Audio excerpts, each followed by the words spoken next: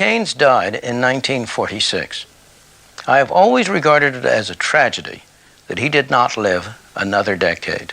He was the one man who had the standing, the personality, the force of character to persuade his disciples not to carry too far some ideas which were good for the 1930s, but which did not apply in the post-war situation. That he might have done so is suggested by an article he wrote just before his death, the last article he ever wrote, published after his death.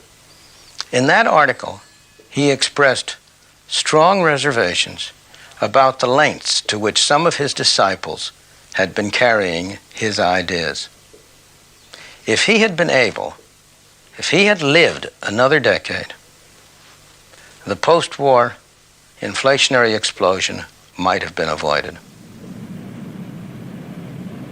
The massive growth of central government that started after the Depression has continued ever since.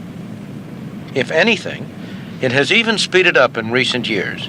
Each year, there are more buildings in Washington occupied by more bureaucrats administering more laws. The Great Depression persuaded the public that private enterprise was a fundamentally unstable system, that the Depression represented a failure of free market capitalism, that the government had to step in to perform the essential function of stabilizing the economy, of providing security for its citizens. The widespread acceptance of these views sparked the enormous growth in the power of government that has occurred in the decades since, and that is still going on. We now know, as many economists knew then, that the truth about the Depression was very different.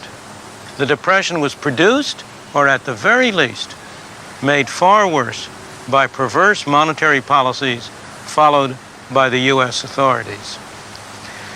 Far from being a failure of free market capitalism, the Depression was a failure of government. Unfortunately, that failure did not end with the Great Depression. Ever since, government has been attempting to fine-tune the economy. In practice, just as during the Depression, far from promoting stability, the government has itself been the major single source of instability.